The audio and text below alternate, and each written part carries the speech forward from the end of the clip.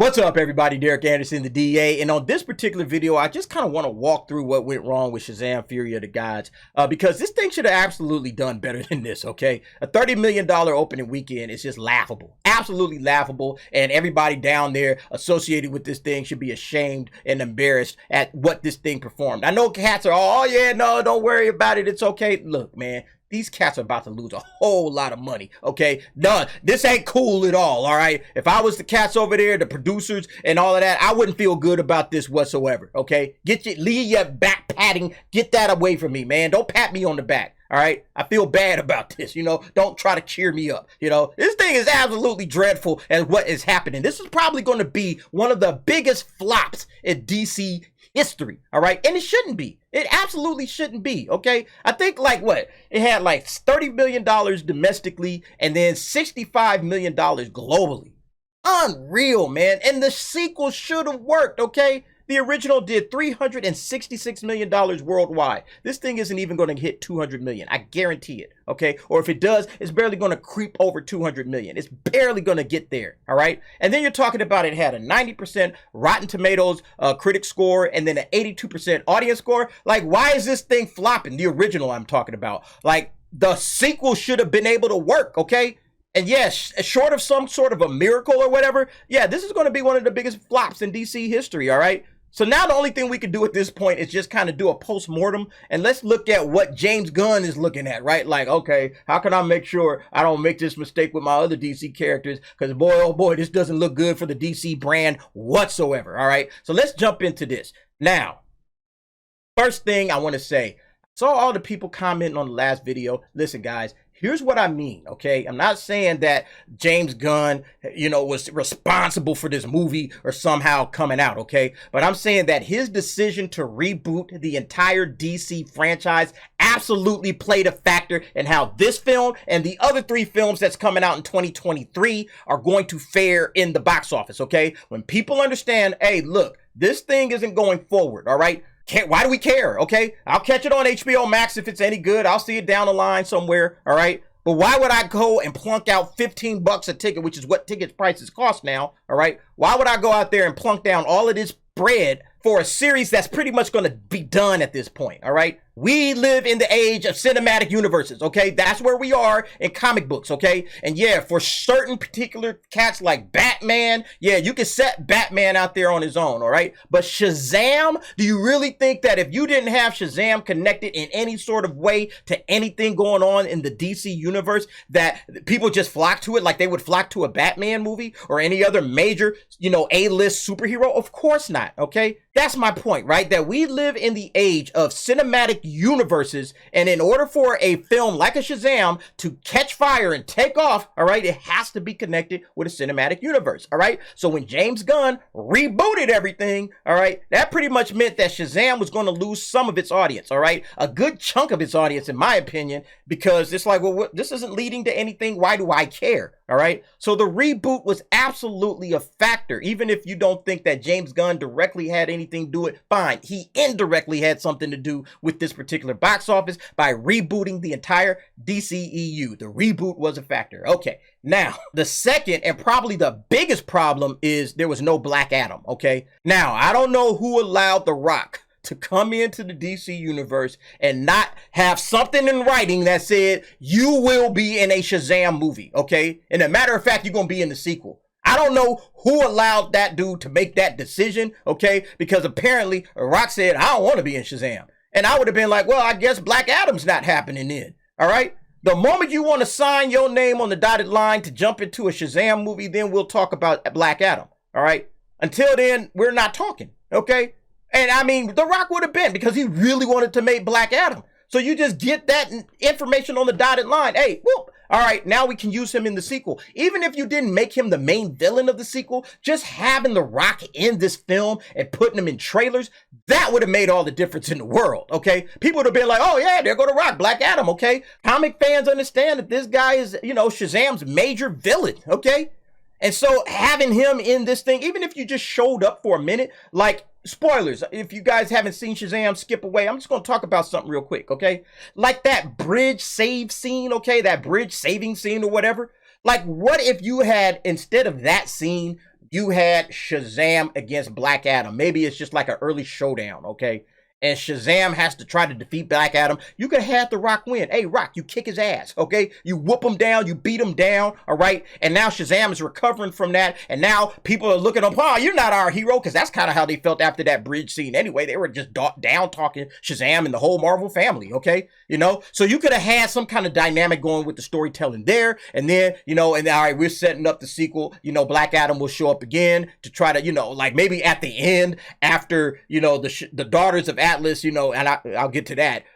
After the, you know, Shazam beats the Daughters of Atlas, you know, somewhere up in the clouds, you know, you got, you know, Black Adam staring down like, you know, maybe this guy is worthy of me or something like that. I don't know. Okay. But at the end of the day, not having Black Adam in this thing absolutely hurt this particular film. Okay. Now, let's go on forward to the third one. And the biggest one, in my opinion, was the Daughters of Atlas. First of all, they're not in the comics. Okay. So all the DC fans are like, who are these chicks? All right. What's going on here? These chicks are not in the comics. I don't understand why are we talking about the Daughters of Atlas. There's so many other villains that they could have put in here besides the Mr. Mind, which they had in the last film, could have been in here. But nevertheless, here's the problem with the Daughters of Atlas. It's not so much that you have these female villains that nobody ever heard of, okay? And listen, I know this is about to sound sexist, and to all the ladies that's watching, my apologies. I don't mean it to sound sexist. I'm just being as 100% real as I can possibly be. If you're gonna have female villains, make them hot, okay? Make them young and attractive and sexy. Why are you putting old women in this thing, okay? And all respect to Helen Mirren. I'm not saying anything bad. She's a hell of an actress, and she's had a wonderful and amazing career, okay? But, I mean, you're trying to sell this thing to teenage and, you know, young men, okay? These are the cats you want to come to this movie, okay? So put a little eye candy in there. That's all I'm saying, all right? You had the one young girl, okay, that's fine. But, like, Lucy Liu and Helen Mirren, I mean, these are older people, okay? No disrespect to these actresses, but I'm just thinking from a marketing standpoint. I'm just thinking realistically, like having these old chicks in here, this is a dumb idea. I'm just sorry. This was a dumb idea. All right. You have to go young. And I mean, they should have just been temptresses, you know, femme fatales, you know, somebody that, ooh, man, Shazam is kind of falling for these chicks or whatever. You had Freddie doing that crap. But I mean, you know, I'm just saying, like, that's the way I see it, just from a marketing standpoint. You show a trailer with Shazam sitting next to getting his butt kicked by Helen Mirren, man, I'm already was like, what is this about? You know? I know I'm going to hell for this damn video, man, but I'm just trying to be 100%, okay? I'm just trying to keep it real. That's how I am, okay? I just keep it 100, okay? Old women as villains in horror movies work great, okay? Old women as villains in horror movies, okay? But comic book movies, okay? I think like Cate Blanchett was like the lowest, like that. All right, Kate, she looked good in that little cat suit for, you know, I'm just keeping it 100, boy. Cate Blanchett looked good in that little cat suit for Hella. You know what I'm saying? She did. So I just think that, again, you cannot put old folks in as the villains, especially women. It just doesn't work. I'm sorry. I know I look bad. I know I look sexist, but that's just the way I feel, okay? All right. Now, the next one, the trailers were bad, okay? The trailers were 100% horrible, all right? You guys remember that first trailer for the first Shazam, all right? He's out here dancing. He's, you know, saving the convenience store with the robbery. It's like, oh, man, you got bullet immunity, all that kind of crap, right? Remember that? That was fun, okay? These trailers did not look fun. They did not look like Shazam was having fun. They did not look like any of the kids was having fun, all right? It was darker, I was cool with that, all right? But, I mean, just overall, like, the trailers were just terrible, okay? The trailers were terrible. They didn't build up any excitement, any enthusiasm, and there just wasn't enough of them, okay?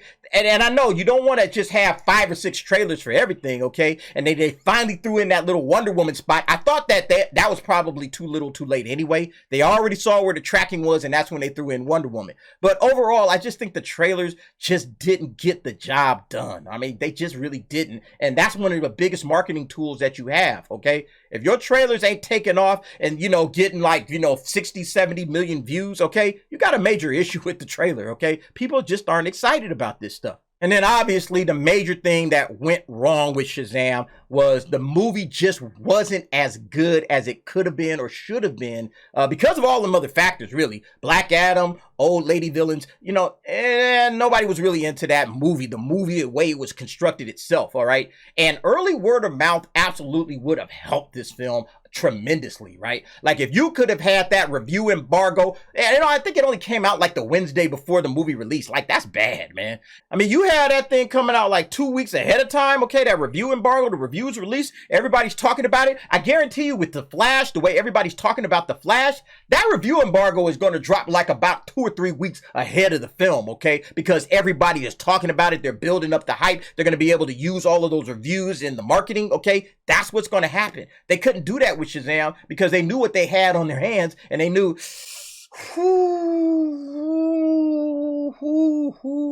yeah, I don't think we're going to be able to use any reviews on this one, all right? And not only that, but the film just kind of doubled down on like the childishness, you know? Again, I think that they had dark stuff in the trailers and everything, and that looked good. But for the most part, the film is just more childish, it feels like, than the original. And it should have been more mature, okay? It should have been more mature. Keep it fun and lively, but, you know, not so immature like it turned out to be.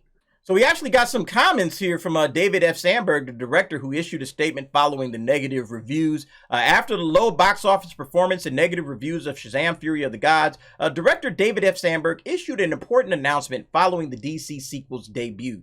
And basically, I'm going to skip down to, here's what he said. Shazam 2 director pens a heartfelt announcement after the sequel's performance. While reflecting on the Fury of the Gods' Rotten Tomatoes score, the filmmaker admitted that he was a little surprised because the sequel is a good film.